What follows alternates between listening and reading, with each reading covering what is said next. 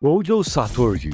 What more can I say about this character? Almost everyone that has covered Jujutsu Kaisen has done a video essay on this incredible character, and to be fair, he is an awesome character to talk about. So here today, I'm going to list 5 times Gojo Satoru has broken the internet. Starting off with episode 2 of Jujutsu Kaisen with Gojo vs Sukuna. Or more should I say, Gojo taking the piss out of Sukuna. This 1.5 minute sequence is just a teaser to potentially a future dream fight between these two characters, with Sukuna full powered with all 20 fingers, and of course Gojo being Gojo, who is already the strongest sorcerer in the game. But for me, it's all the little moments that stand out. It's Gojo's supreme confidence just before Sukuna appeared, when Yuji questions him saying, "Are you sure you want me to revert back to Sukuna?" Gojo's confidence is on a different level. He straight up says, "Don't worry, I'm the strongest." If you're watching Jujutsu Kaisen for the first time, you're like, what? Who the hell is this guy? When we just saw how strong Sukuna is in the first episode, and now this guy with a blindfold comes out of nowhere and claims to be the strongest. This scene will have you completely baffed, but then you see Sukuna fly at Gojo. You see the smoke, and when the smoke clears, you see Gojo just sitting on Sukuna as if he is a chair. He turned the most powerful demon into a chair. The levels of disrespect shown here you can compare to Super Saiyan 4 Gogeta vs Omega Shenron. That's how much of a power grab there was. Gojo even says whilst using his infinity against Sukuna that his student is watching, so he's going to show off a bit, saying that by doing the coolest lean back in anime history. It's really satisfying seeing an overpowered character actually acknowledge that they are overpowered, as the way Gojo does here, and we get to see it straight away in episode 2. Everyone's reaction to it is priceless. The 1-minute clip uploaded from Crunchyroll's YouTube channel has around 13 million views, so clearly a lot of people loved this sequence. Hopefully one day we get to see both of these characters fight at their absolute best. Number 4, Gojo being sealed away in chapter 91. This shocked the fanbase because the villain's plan in this series actually worked. They managed to seal away the strongest sorcerer in the world. You more or less defeated him by sealing him away. In the chapters leading to this moment, you see Gojo at his best, destroying Chozo, Jogo, and Hanami. Those 3 didn't even bother fighting him, they were mainly running away from him.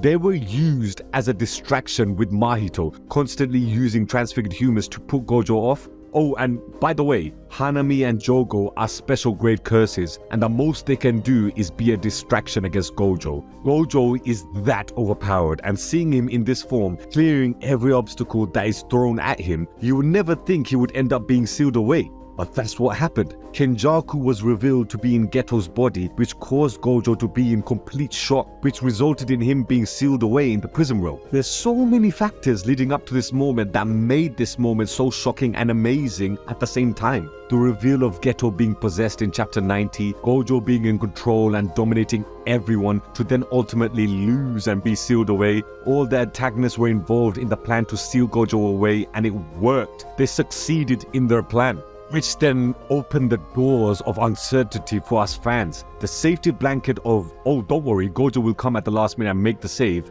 as he has been doing so far in the story, just like in the Goodwill event arc and the Gojo past arc where he ended up killing the antagonist of that arc, Toji Fushiguro.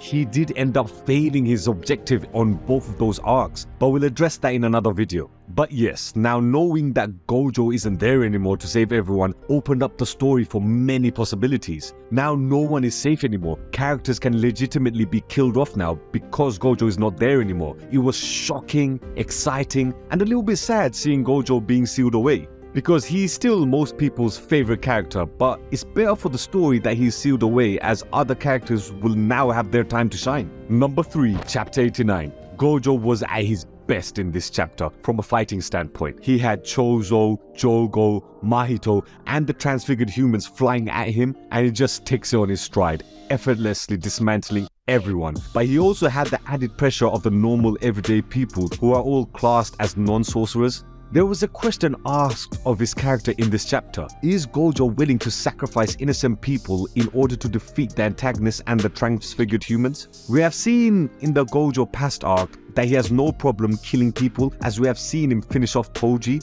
but he was also ready to kill all the members of the Star religious group as they were all celebrating the death of Riko. Even in Jujutsu Kaisen 0, it was Gojo who killed his best friend Geto. So Gojo has gotten his hands dirty and can be cold if he needs to be. So this is a legitimate question of his character. Is he willing to commit evil to stop the greater evil? Gojo, with his ingenious fighting intellect, was able to use Infinity Void for 0.2 seconds, which destroyed approximately 1,000 transfigured humans and saved all the non-sorcerers within that vicinity. He calculated that normal people can survive up to 0.2 seconds inside his domain, so he managed to save all the innocent people, destroy the transfigured humans, was already dominating our main antagonists, and is now in pole position to fully finish them off. This is Gojo at his complete best. The fighting intellect, the character development of him actually saving innocent people, whereas before in few years back he probably wouldn't care, and of course his overwhelming strength to dominate Chozo, Mahito and Jogo is always fun to see. The guy is a monster, and I believe this chapter is the chapter where we see him at his peak in terms of fighting.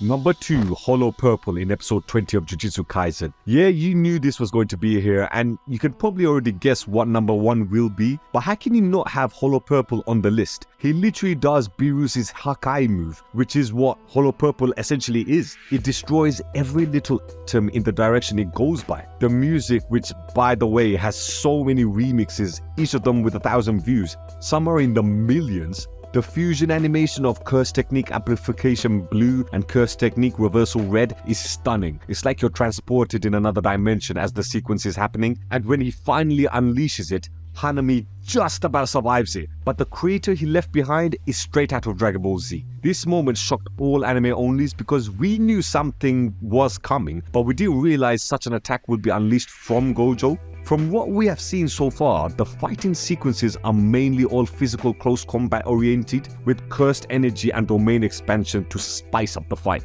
This is me simplifying the fighting style of Jujutsu Kaisen, but that is what it essentially is. There is no hint of any Dragon Ball Z style beam attacks, ki blasts, spirit bombs, or a Hakai style attack displayed in this story. Like, the characters are all powerful and all, but you wouldn't start power scaling them like Dragon Ball Z characters, trying to figure out if characters are planet busters or not. Gojo doing Hollow Purple was a move that was against the norm, and something we didn't see before in Jujutsu Kaisen.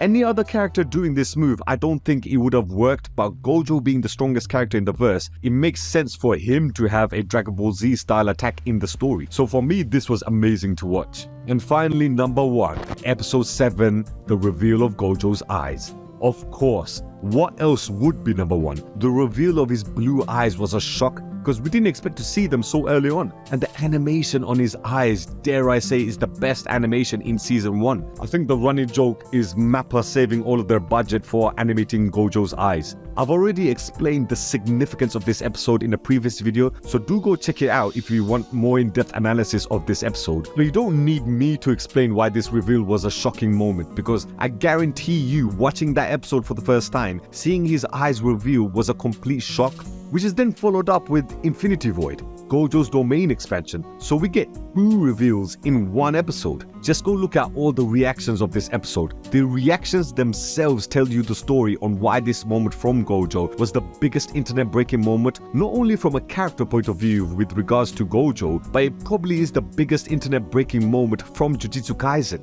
What do you guys think? Comment below and let me know. Don't forget to subscribe to the Shaman Tribe.